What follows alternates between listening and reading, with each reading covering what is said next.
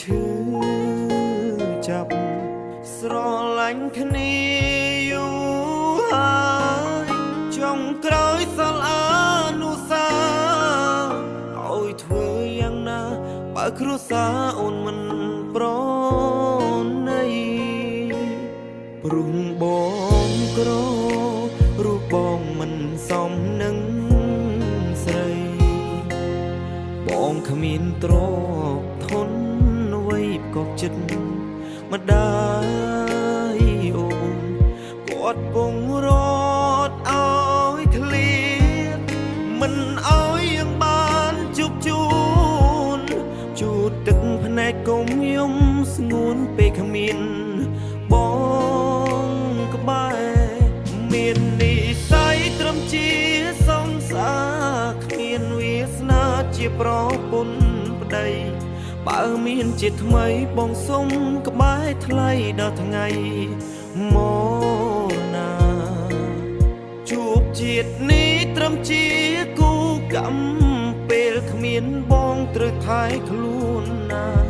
តាមម្ដាយចុះណាវាសនាអូននឹងបានពុំ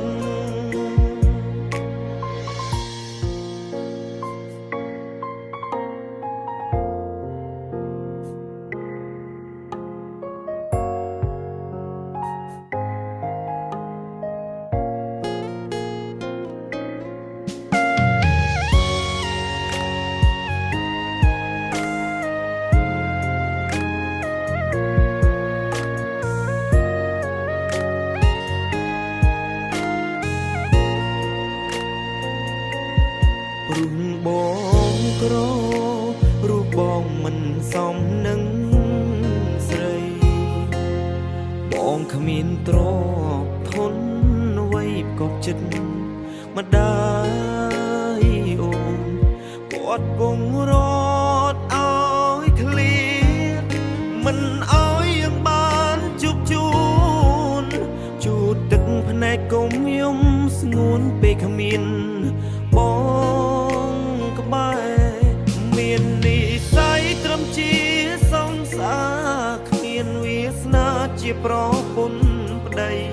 បើមានជាថ្មីបងសុំក្បែរថ្លៃដល់ថ្ងៃមកណាជួបជាតិនេះត្រឹមជាគូកម្មពេលគ្មានបងត្រូវថែខ្លួនណា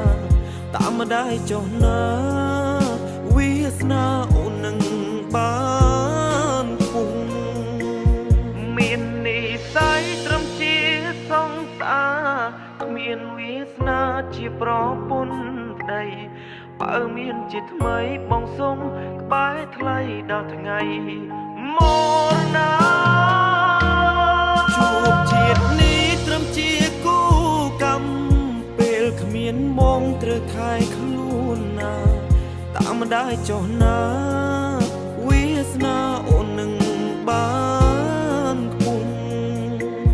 តាមម្ដាយចុះណា